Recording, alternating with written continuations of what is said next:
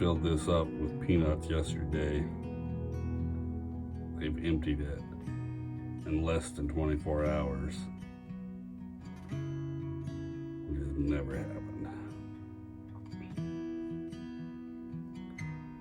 This one's almost empty, but that's cheaper feed.